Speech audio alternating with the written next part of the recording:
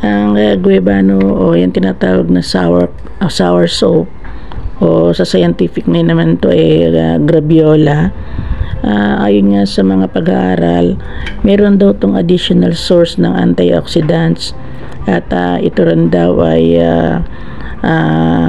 mayroong cancer na killing properties o ibig sabihin yung pangontra para sa sakit na cancer at nagbabawas din to, nakakatulong sa pagbabawas ng inflammation.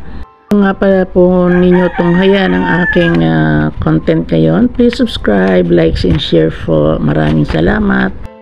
So, eto na po at aking binibiyak ang aking pinahinog na guayabano.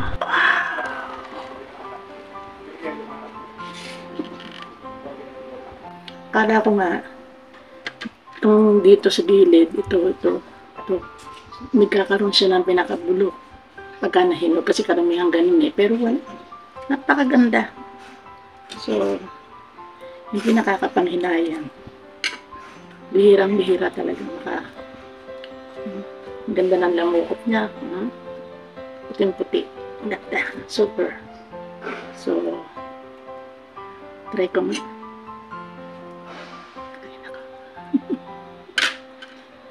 Try ako mag-isa.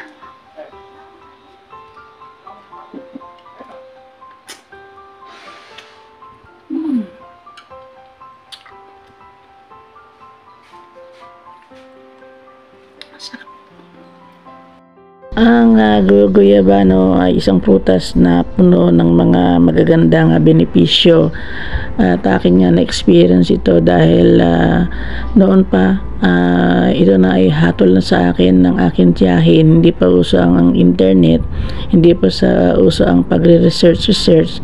Mapakaganda talaga ang kumain ng guayabano, lalo na kung ikaw ay inuubo o meron kang sipon-sipon at nakakatulong talaga ito para makatanggal mismo. At ito ay na-experience ko talaga, nakakatanggal talaga ng ubo. Malaking bagay lalo sa mga merong maplema-plema ng konti. Ang prutas na ito ay merong 215% na recommended daily allowance ng vitamin C. So kaya napakagaling at napakahusay talaga.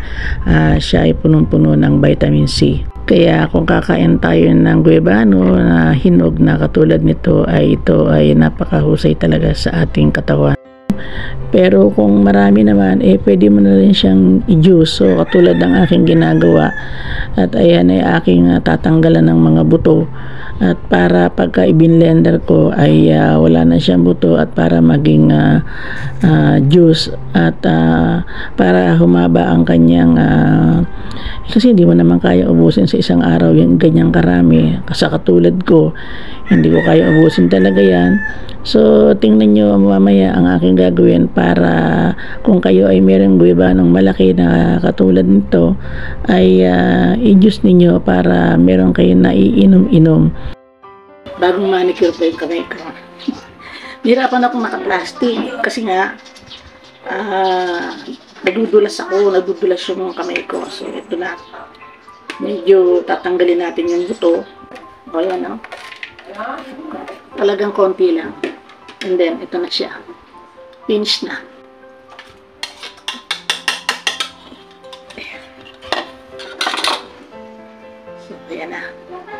Isa na natin, no? Okay.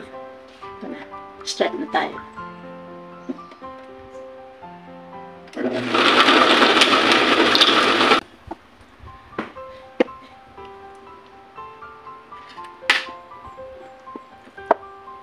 Wow, pure. Wow.